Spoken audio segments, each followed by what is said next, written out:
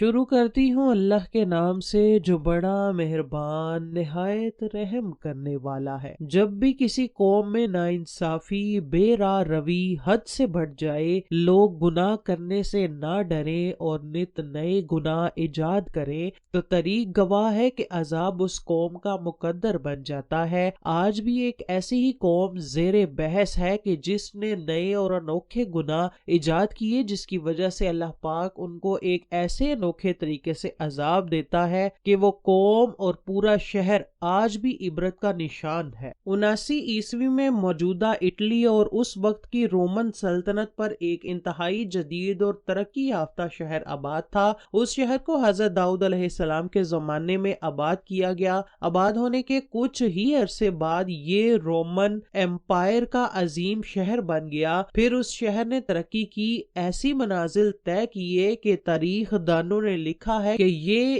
اس وقت کی دنیا کے عظیم ترین شہروں میں شمار ہونے لگا ہے۔ اس کی کل آبادی صرف 20,000 تھی۔ اپنے دور میں یہ دنیا کا انتہائی جدید ترین اور تہذیب یافتہ شہر تھا۔ اس شہر کی عمارات بہترین نقشوں اور پختہ اینٹوں کی حامل تھی، جبکہ شہر کا نکاسی آب کا نظام بھی بہترین تھا۔ یہ بہت خوبصورت شہر تھا اور شہر کے تقریباً تمام گھر ہی 2 منزلہ عمارتوں پر مشتمل تھے۔ سڑکیں اور پتھروں سے پختہ راستے انہوں نے بنا رکھے تھے۔ شہر میں محلات، تالاب، بازار، قہبہ خانے اور عشرت کدے موجود تھے۔ شہر میں گرم پانی کے چشموں، جھرنوں، پھولدار درختوں اور دودھ دینے والے جانوروں کی بھی کثرت تھی۔ ہیرے جوہرات اور سونا یہاں کثرت سے موجود تھا۔ یہاں کے بیشتر لوگ رئیس تھے۔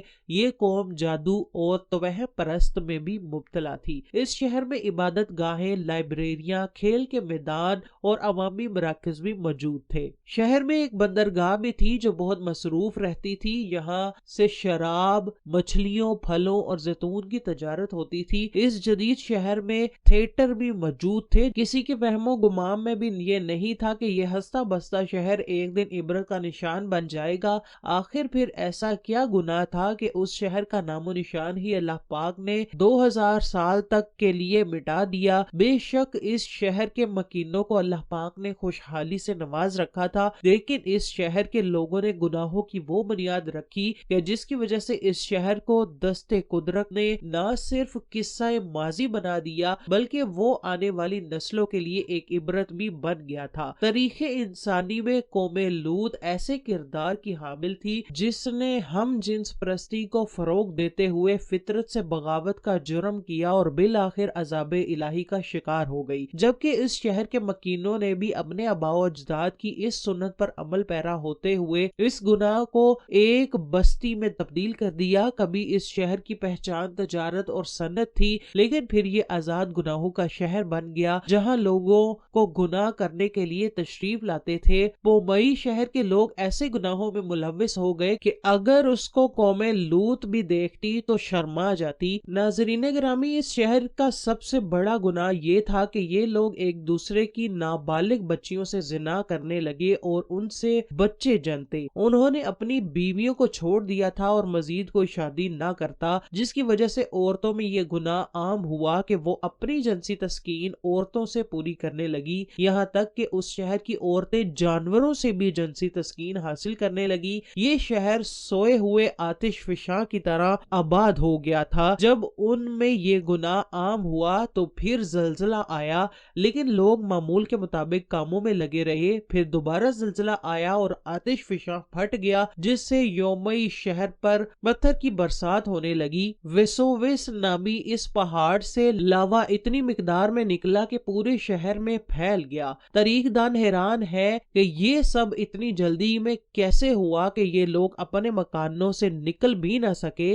آتش فشاں سے دھواں اور گیس نکلنے لگی اور پورے شہر میں پھیل گئی، جس سے لوگوں کے لیے سانس لینا دشوار ہو گیا۔ ساتھ ہی آتش فشاں کے دبانے سے لاوا گلنا شروع ہو گیا اور یہ شہر لاوے کی تہوں تک دب گیا۔ لاوا کئی کلومیٹر تک پھیل گیا اور اس کی موٹائی 3 میٹر سے بھی زائد تھی۔ اس آتش فشاں کی اونچائی 1280 میٹر تھی۔ اس کی راکھ اور लावा पोमई के दूसरे शहरों सटाबई और न्यू सीरा तक फैल गई थी। सदियों तक ये शहर दुनिया की नजरों से ओझल रहा। फिर 1748 में शहर हादसाती तौर पर तब इजाद हुआ कि जब एक इटली के किसान ने इस बंजर जमीन पर पानी की तलाश शुरू की। कुआं खोदते वक्त उसने कुछ नवादरात मिले जिस पर उसने फौरन आसारे कदीमा को इतला दी और फिर 2000 साल पहले इस तबाह होने वाले शहर की खुदाई शुरू हुई। खुदाई करते करते इटली के आसारे कदीमा के बहुत से लोग मुसलमान भी हुए। जो मुसलमान ना हुए वो इन लाशों को देखकर जहनी मरीज बनने लगे।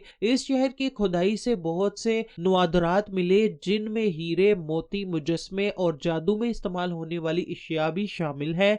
लेकिन सबसे दहला देने वाली चीज इन लोगों की लाशें और खोपड़ियां थी जो राख, गैस और लावे की वजह से अपने ही घरों के मलबे तले दब गए थे। हैरानी की बात तो ये है कि 22 फीट की खुदाई के बाद कुल 1200 लाशों में से 420 लाशें खवातीन की ऐसी हालत में मिली कि वो एक दूसरे से लिपटी हुई है। अस्तगफिरुल्लाह। और ये 420 पत्थर की लाशें शहर के सबसे बड़े हाल के तय खाने से मिली है और ये सब पत्थर की लाशें हैं जिनसे ये साबित होता है कि इन लोगों ने शहर के बीचों बीच औरतों के लिए एक हाल बना रखा था जिसमें औरतें दूसरी औरतों से जिनसी तस्कीन हासिल करती थीं। ये शहर अब यूनेस्को के सक़फ़ती विरसे का हिस्सा बन चुका है और हम सब के लिए इबरत का मकाम है, खासकर अहले यूरोप के लिए जो कि आजकल फिर नित नए गुनाहों को